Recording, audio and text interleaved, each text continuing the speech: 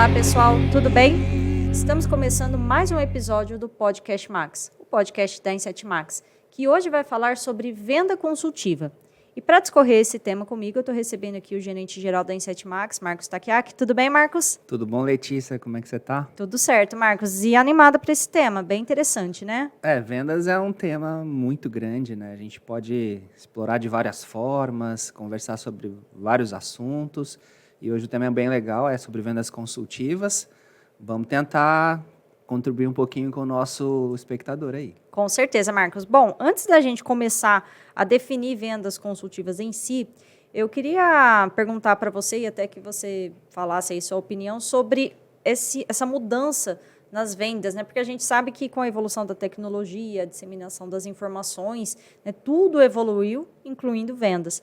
Então, Marcos, eu queria que você comentasse um pouquinho aí para a gente, você que está no mercado há tanto tempo, o que você notou de mudanças, os impactos, enfim, e até comentar um pouquinho sobre os famosos dinossauros aí, né, os vendedores dinossauros. Então, a gente sabe que vendas é uma profissão muito antiga, talvez uma das mais antigas, né, que existe no planeta. Porém, o que a gente percebe é que a profissionalização ela é um pouco mais recente, sabe? Eu acho que antigamente tinha muito assim, não vai ser médico, não vai ser advogado, não vai ser engenheiro, vai ser vendedor, né? Então, acho que esse era o problema. Na verdade, bons vendedores sempre existiram, e eu acredito que não mudou muita coisa, né, nos anos aí que a gente vem passando. Então, a boa venda, ela sempre segue um processo, né? Isso é muito importante, o processo. E o bom vendedor, ele sempre existiu. Talvez o que existia eram poucos profissionais de vendas. Então, realmente, pessoas que levavam a sério essa profissão. Então, muitas vezes, era entregue uma pastinha, né, para a pessoa, e a pessoa saía batendo, né, de porta em porta, ou com a pastinha na mão, buscando os clientes. E isso realmente mudou demais, né? Hoje a gente tem tecnologias aí que favorecem muito, né, o trabalho do vendedor, no sentido de prospecção. A gente tem a internet hoje aí que é maravilhosa, né, que traz o cliente para você, se você souber utilizar essas ferramentas. Por outro lado, você precisa ser cada vez melhor, né, cada vez mais assertivo, até porque a tecnologia, ela, digamos assim, ela socializou. Então, todo mundo tem acesso, né, às informações, todo mundo tem acesso muito rápido, por sinal, né, a todo tipo de informação, conhecimento, comparação de produtos, comparação de serviços. Então, você tem ali tudo muito rápido e isso, obviamente, vai fazer com que o vendedor bom, aquele que realmente leva a profissão a sério, se destaque. Caso contrário, você vai ter problemas, sim, de conversão, de resultados, né? E a venda está muito relacionada a resultados, né? Então, se você não tem resultados, você tem dificuldade, né? E esse vendedor dinossauro, né? Quando a gente fala, é até um pouco pejorativo, mas o dinossauro, né? Ele é muito grande, muito forte, mas qual era, assim, a desvantagem dele, pelos vistos, né? Ele não tinha capacidade de se adaptar. Então, o dinossauro ele foi extinto há milhões e milhões de anos. Provavelmente por essa falta de capacidade de se adaptar às novas situações. Óbvio que a gente sabe que teve lá, em algum momento na Terra, né, um grande problema ambiental, uma chuva de meteoros, um grande incêndio, alguma coisa assim desse tipo. Porém, eu diria que a adaptabilidade ela é muito importante. Então, o vendedor antigo, ele levava, né, o talão de pedido. Hoje você tem, por exemplo, um sistema direto no seu celular, ou num tablet, ou no próprio computador, onde você coloca o pedido ali. Se a pessoa tiver resistência à tecnologia, ela vai ter dificuldade em se adaptar. Então, a adaptabilidade ela é muito importante. Eu acredito que não só na vida de um vendedor, mas de várias profissões, né? E eu acredito que esse conceito de vendedor dinossauro está muito relacionado a isso, né? A falta de capacidade da pessoa se adaptar a novas tecnologias, a nova forma do consumidor pensar também. Isso é muito importante a gente destacar aqui, que muitas vezes o consumidor muda a forma de pensar, muda o que ele valoriza, e a gente fica preso aos nossos conceitos antigos, né? E isso acaba impedindo a gente de evoluir, tá? Então, O mais importante em vendas, eu diria assim, é você estar sempre evoluindo. Você precisa estudar como vendedor, você precisa estar sempre antenado, buscar uma tecnologia nova, conhecer o mercado, conhecer o concorrente, conhecer o próprio cliente. A gente até, quando a gente vai dar um treinamento formal, a gente fala muito sobre o quadrilátero estratégico, né, que é você conhecer a empresa que você trabalha, os produtos ou serviços que você vende, o teu cliente e os concorrentes. Então, quando você tem um conhecimento desses 4 assuntos, você consegue dominar muito bem, né, a venda. Perfeito, Marcos. Inclusive, assim, essa explicação que você deu já até introduz aí o foco na venda consultiva, porque realmente eu atribuo aí a extinção dos dinossauros, no caso, o meteoro, é a evolução tecnológica, né? E a falta, não vou dizer falta de vontade, mas a dificuldade em quebrar certos paradigmas e se reinventar, né? Eu acho que esses são os 2 meteoros dos vendedores de dinossauros.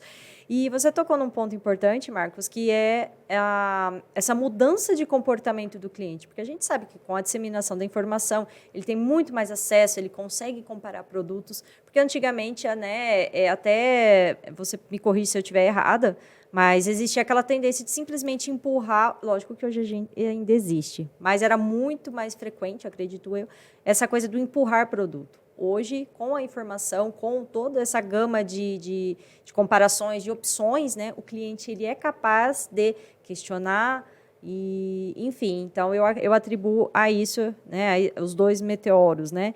E partindo aí para a venda consultiva, né, Marcos, e falando aí de cada vez mais clientes informados, interessados e querendo resultado, eu acho que a gente pode introduzir aí o que é a venda consultiva, né? Qual que é a diferença e a importância da venda consultiva, né? Sim. Letícia, antes da gente entrar no aspecto da venda consultiva, eu queria reforçar esses pontos que você colocou Por favor. agora. De fato, assim, um dos grandes problemas em vendas é a mentalidade, né? O que é a mentalidade? É a tua ambição natural, aí diferente de ganância, né, Letícia? É a tua vontade de vencer, a tua vontade de ser cada vez melhor, né? E eu percebo que, às vezes, o vendedor, ainda que seja inconscientemente, ele entra numa zona de conforto, né? Então, aquele dinossauro, talvez ele entrou na zona de conforto. Ele conquistou lá uma carteira de clientes, ele conquistou um respeito no mercado e ele se acomoda, né? E aí, nesse momento, é um grande perigo. E, às vezes, não é consciente, não é porque ele quer. É da natureza do ser humano, às vezes. Então, é muito importante, em vendas, você estar sempre se renovando. Renovando as suas metas, renovando a sua forma de fazer as coisas, né? Então, é muito importante esse aspecto da mentalidade, tá? Outra coisa que eu quero reforçar é essa questão da empurroterapia. E é exatamente isso que você falou. Antigamente, não tinha tanta opção, né? 30 anos atrás, inclusive, a gente não tinha produtos importados no Brasil. A gente não tinha. Então, você tinha poucas opções. E aí, obviamente, que o vendedor ele exerce uma força, uma pressão sobre o cliente e faz com que ele compre muito mais itens ou muito mais produtos do que ele gostaria, né? Até por falta de opção. Hoje, não. Com várias opções, o consumidor está muito mais preparado a falar não, a, de repente, questionar alguma qualidade do teu produto ou serviço. Então, isso acabou mudando muito o perfil, né, do vendedor, né? E com a concorrência, né, estabelecida, você precisa ser muito melhor do que você era antigamente. Bom, mas falando de vendas consultivas, eu diria assim, que o ponto principal e aquele vendedor que tem o maior, assim, digamos, maior rendimento, o maior resultado, muitas vezes a gente acha que é por causa do preço, tem um preço bom, então ele vai vender muito, ou então a qualidade do produto é muito boa, ele vai conseguir vender muito bem também. E, na verdade, o que diferencia um bom vendedor que está ali há muito tempo no mercado é a confiança entre as partes. Por isso que um vendedor jovem, às vezes, tem dificuldade em fazer a venda. Às vezes ele tem um bom preço, o produto dele é conhecido, tem uma boa qualidade, mas ele ainda assim não consegue ter o mesmo resultado de alguém que já está há mais tempo no mercado. Por quê? Por falta de confiança. Então, apesar de toda a tecnologia que existe hoje a nosso favor, ainda o relacionamento, a confiança é fundamental entre as partes. Nunca vai deixar de existir isso. Talvez a forma como vai acontecer mude, mas se não existir confiança, não existe negócio. Mas como é que eu faço então para estabelecer essa confiança? Não é da noite para o dia, muitas vezes.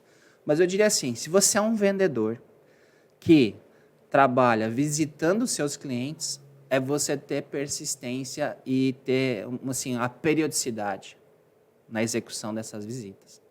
Então, a partir do momento que você vai 1, 2, 3, 4 vezes, o cliente passa a entender, não, você não está ali como digamos assim, um aventureiro.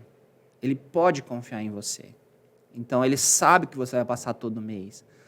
Até porque tem muito comerciante, principalmente, lojas, elas gostam do seu produto, mas às vezes elas ficam com um certo receio de colocar à venda, porque se você não aparece mais, ele começa a vender, daqui a pouco você não está mais lá, aí o cliente dele vai na loja buscar esse produto e não encontra mais. E isso é muito ruim para o lojista, né?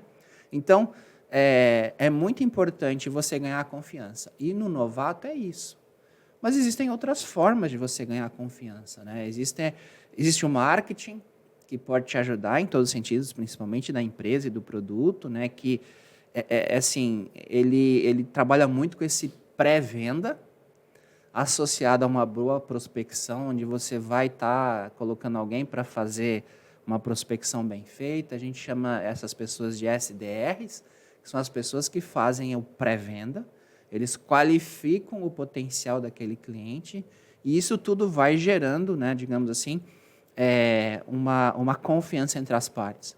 Então, comunicação é muito importante para você gerar confiança. Conhecimento do produto que você está vendendo ou do serviço é importantíssimo para você gerar confiança. Então, você não pode deixar o cliente sem resposta.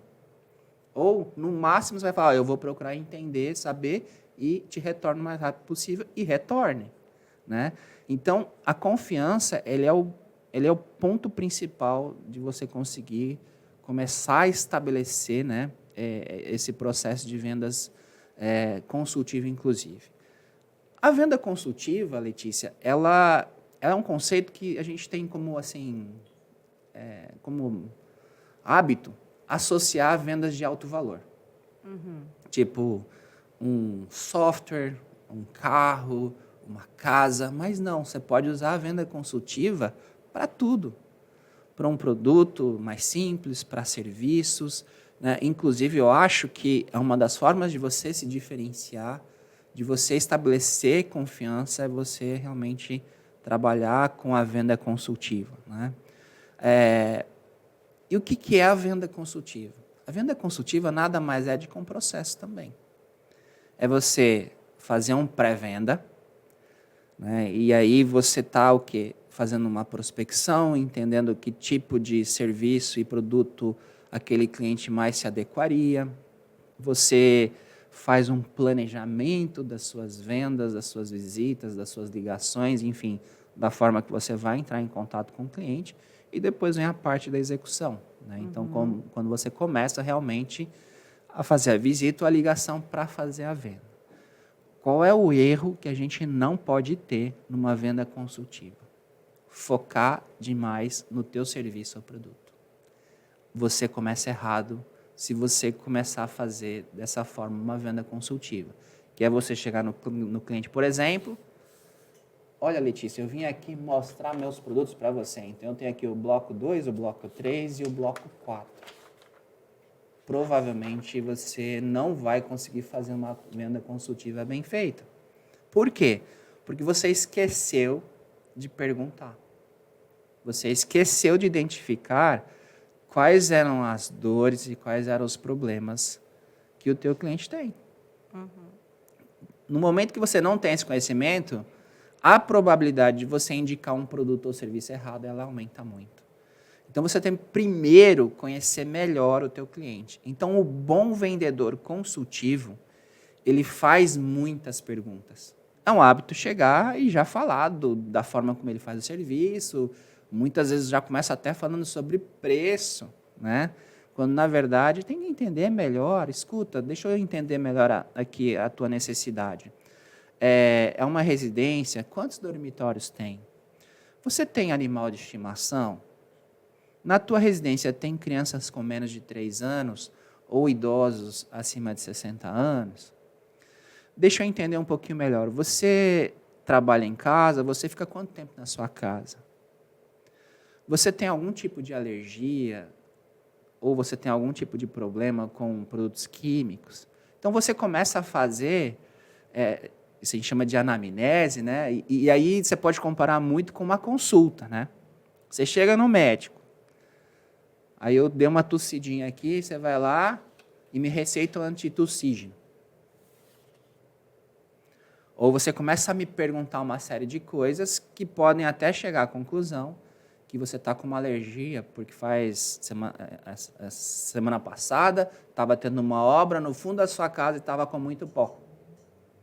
Né? E você foi lá e vendeu um antitussígeno, e de repente não era isso que estava, digamos assim, causando algum problema, e você não conseguiu resolver. Né? Então, o bom vendedor é igual a um bom médico. Ele te pergunta muita coisa antes. E esse é um grande mal dos vendedores. Eles gostam muito de falar deles, geralmente o vendedor é vaidoso, e do produto que eles vendem ou do serviço. Tá? Então, tomar muito cuidado com isso. Caso contrário, a venda consultiva já começou errada. Perfeito, Marcos. Você tocou num ponto assim, muito legal, que foi essa comparação do médico, né, com o profissional de vendas, porque realmente, quando você procura um atendimento médico, porque você está precisando de alguma coisa e você quer se sentir bem atendido, no sentido de, poxa, ele se preocupou, ele, né, traçou um perfil de todo o meu problema, do que está acontecendo, para buscar a solução. E realmente, venda consultiva, no caso, é isso, né, Marcos? E a gente sempre fala muito também da escuta ativa. Né? Se de repente, mesmo com todas as perguntas que o vendedor faça, ainda não resolveu, de repente ele fala, olha, mas o que mais que está acontecendo aí? O que mais que você está vendo aí na tua loja, né? Ou na sua casa, falando aí de consumidor final, né? E realmente, né, é saber escutar também, né, Marcos? E resolver o problema, né? Porque muitas vezes, quando o vendedor chega e fala, o produto aqui, ele está praticando um empurrômetro, né? Às vezes ele fez empurroterapia. A empurroterapia. Empurrômetro é o nível medido, né? Gente, olha, palavreado tá ótimo. Mas realmente, né, Marcos, é aquela coisa do simplesmente empurrar. Gente, às vezes ele fez tudo certo, ele prospectou direito, ele fez uma boa comunicação, ele agendou uma visita, no caso de clientes novos, fez todo o processo certinho da venda consultiva, chega lá na hora de escutar, de criar laços, aí lasca, né? No português claro, lasca tudo, né, Marcos? É verdade. E aí você consegue imaginar um vendedor que assim, tem escutativa sem fazer pergunta? Não dá, né? Não tem. Então, se você acha importante, e é importante realmente você ter uma escuta ativa, você precisa fazer pergunta. Você tem que deixar o outro falar. Existem também essas questões de perguntas abertas e fechadas, né? Então, perguntas que você pode fazer, ele vai responder com sim ou não. Ou perguntas que você vai fazer, ele vai ter que te explicar o que acontece.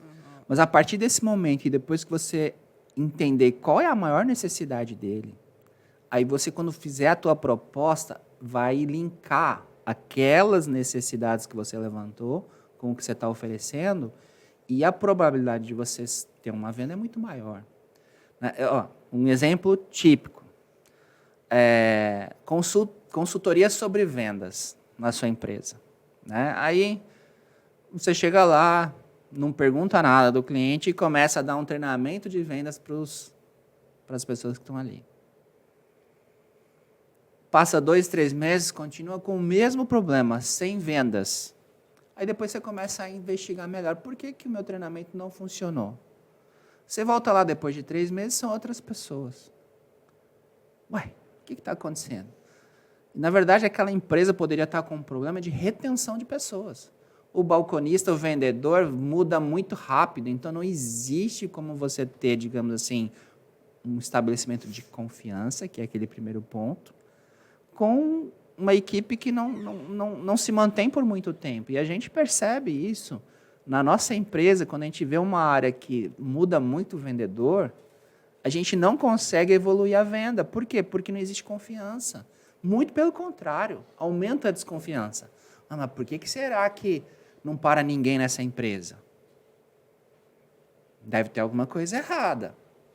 E aí você foi lá na empresa, deu um treinamento de vendas, nossa, que maravilha, todo mundo virou vendedor, só que o que não estava acontecendo ali naquela empresa era a retenção de pessoas e de talentos. Quando, na verdade, você tinha que dar um outro tipo de treinamento. Ou, talvez, um outro tipo de consultoria. Né? Que o problema dele não era técnica de vendas. O problema dele era a retenção de pessoas. Né? Então, a venda consultiva, ela está muito relacionada a isso. A confiança, relacionamento, manutenção da equipe, evolução da equipe. Então, você conseguir lidar com tudo isso. E aí, falando um pouquinho mais sobre o conceito, né, da venda consultiva, é isso. É você entender melhor o problema do seu cliente para você fazer a melhor oferta possível. Né? E aí é onde, às vezes, o vendedor dinossauro não consegue se adaptar. Como ele estava acostumado a simplesmente chegar lá e oferecer o produto, porque na época que ele começou não tinha nem concorrência. Eu falo porque no nosso segmento era isso, Letícia. 30 anos atrás tinha 2, 3 produtos. Hoje em Setmax tem 70, 80 produtos. Só em Setmax. Você imagina os concorrentes. Né? Então, a gente mal se acostumou. Então, a gente precisa mudar esse conceito. Né? Outra coisa que está muito assim, associada a esse vendedor dinossauro é a questão do preço. Eles são muito apegados ao preço. Quando, na verdade, eles deveriam ser mais apegados a valor. E valor você só consegue transmitir quando você faz a venda consultiva. Uhum. Porque o ponto básico ali é você entender quais são as necessidades do cliente. Uhum. Perfeito, Marcos. Assim, eu acho que tá bom demais esse bate-papo. E uma coisa só que eu gostaria de destacar aí na venda consultiva, né, Marcos? Que além de todos esses aspectos que você falou, a gente ainda está prestando um serviço pro cliente, né?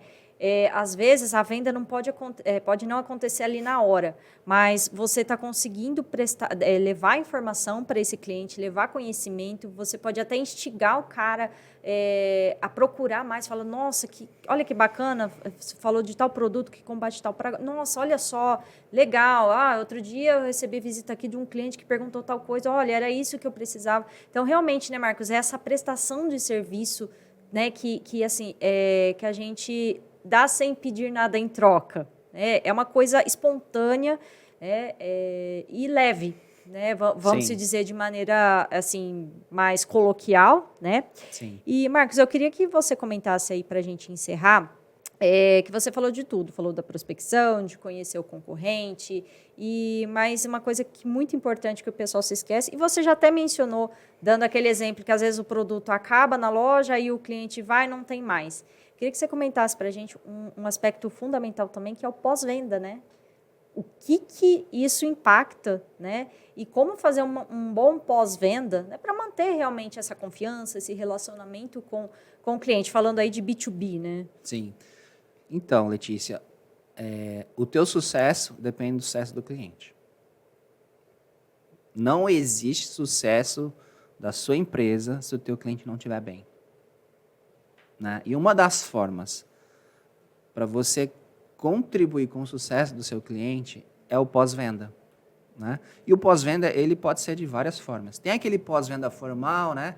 Que as pessoas ligam, e aí, recebeu o produto, ficou satisfeito e tal, ou então, você conseguiu avaliar a qualidade do meu serviço, deu tudo certo, isso é um pós-venda formal. Mas existe também um acompanhamento, e o vendedor tem que fazer isso. É entender se vender um produto para uma loja, entender se o produto está girando na loja. Por que não está girando? Acho que não está girando porque meu vendedor, meu balconista não sabe vender. Vai lá, dá um treinamento, explica para ele como é que funciona esse produto, para que ele serve, que tipo de problema ele resolve no cliente. Né? Então, é muito importante esse trabalho de pós-venda.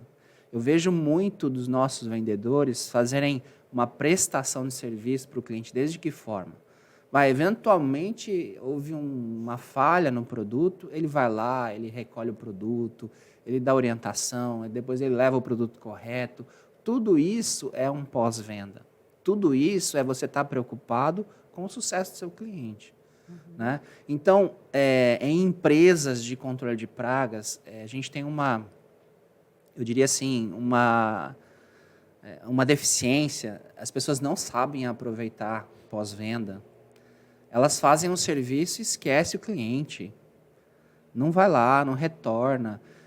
Muitas empresas eles estão apegados àquele conceito de garantia que você e o Thiago, né, conversaram bastante num dos últimos podcasts, né? Cara, garantia, beleza, mas o mais importante é a assistência técnica. Então, serviço de cupim, por exemplo, né? Dou garantia de quanto tempo? 1 ano, 2 anos, 10 anos? Antigamente eles davam 10 anos de Já ouvi garantia. falar até 20, viu, Marcos? Então, mas o mais importante é a assistência técnica. Faz um contrato e fala para ele o seguinte, olha, eu vou fazer assistência técnica aqui na tua residência por 2 anos. E vou fazer uma visita a cada 4 meses, 6 meses. Aproveita, vai lá, vê. De repente ele está com outro problema, está com uma barata, precisa limpar a caixa d'água, entendeu? Então, assim, é isso que faz com que você cresça aí a tua base de clientes. E essa preocupação com o sucesso do seu cliente, com realmente ele ter solucionado o problema dele, ou ele ter te dado algum benefício, ganhou mais dinheiro vendendo teu produto, por exemplo. Tá? Então, muito importante no pós-venda, você estar sempre preocupado com o sucesso dele. Né? Não só com a satisfação, e hoje é um conceito que vem mudando também, o pessoal fala muito em sucesso do cliente e não satisfação do cliente. Né? É um pouquinho diferente, né? Sim. Então, acho que é isso, Letícia. A venda consultiva, né, é uma forma de você fazer a venda onde você garanta o sucesso do seu cliente e, obviamente, o teu em contrapartida, onde você faz uma prestação de serviço adicional. E aí entra muito esse conceito de reciprocidade, né, que você estava falando. E, para mim, a minha vida toda foi isso. Porque eu não comecei vendendo nem gerindo. Eu comecei dando assistência técnica. Né? E dava assistência técnica. Obviamente, quando eu fui para vendas e vender para aqueles clientes que eu dava assistência técnica, foi relativamente fácil.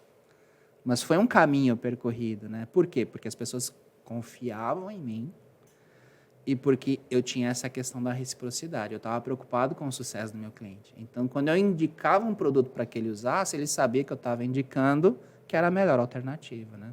Perfeito, Marcos. Bom, eu acho que esse bate-papo aí foi curtinho, mas muito esclarecedor, bem focado no tema, né? E eu acho que se a gente pudesse resumir esse episódio, né, e principalmente o conceito aí de venda consultiva, é realmente prestação de serviço, reciprocidade e persistência para criar uma base sólida aí, né, Marcos? Com certeza, Letícia. Tá certo. Obrigada mais uma vez pela sua presença. Obrigado você, Letícia, pelo convite. Estou sempre à disposição. Tchau, pessoal. Até a próxima.